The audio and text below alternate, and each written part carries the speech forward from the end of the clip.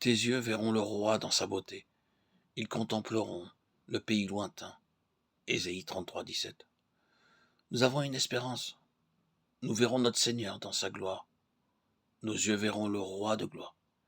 Notre Seigneur Jésus-Christ est appelé roi des rois et Seigneur des seigneurs, en 3 endroits différents. Nous verrons toute sa gloire lorsqu'il reviendra une seconde fois avec ses anges puissants et avec ses saints. C'est là notre espérance. Nos yeux verront le roi de gloire dans sa beauté. Ils contempleront le pays lointain et ils le posséderont. Toute l'armée des cieux se dissout, les cieux sont roulés comme un livre et toute leur armée tombe comme tombe la feuille de la vigne, comme tombe celle du figuier. Ésaïe 34, 4. Il nous est rappelé ici comment le Seigneur a fait de nous sa propriété. Le soleil, la lune et les étoiles lui appartiennent, mais ils ne sont pas sa portion. Ils passeront.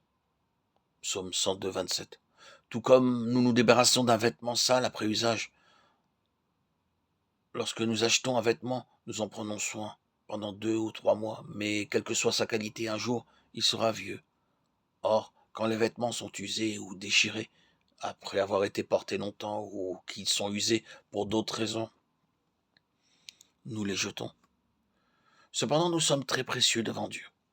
Ayant reçu le Seigneur Jésus-Christ, nous pouvons vraiment dire avec joie et hardiesse que nous vivrons éternellement avec des corps glorifiés et immortels dans un royaume céleste qui ne passera jamais. C'est un autre pic du salut. Les feuilles très sèches n'ont pas besoin d'être secouées par un vent fort pour tomber. Elles tombent d'elles-mêmes, sans être secouées. De même que les feuilles sèches tombent facilement sans l'aide du vent, ainsi un jour, tout ce que nous voyons à présent tombera et disparaîtra. Il y aura alors une nouvelle création qui parlera de la gloire de Dieu, selon Apocalypse 21, 1. Puis je vis un nouveau ciel et une nouvelle terre, car le premier ciel et la première terre avaient disparu, et la mer n'était plus. Nous sommes en train d'être préparés en vue de la nouvelle création, pour une chose éternelle qui ne passera pas. Mais notre Seigneur Jésus utilise ses propres voies et ses propres méthodes, afin de nous préparer pour cette création.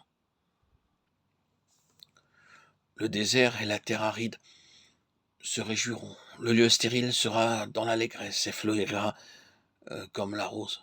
Il fleurira abondamment. Et il sera dans l'allégresse, oui, dans l'allégresse, et il exultera. La gloire du Liban lui sera donnée, la magnificence du Carmel et du Sharon. Ils verront la gloire de l'Éternel, la magnificence de notre Dieu. Ésaïe 35, 1, 2.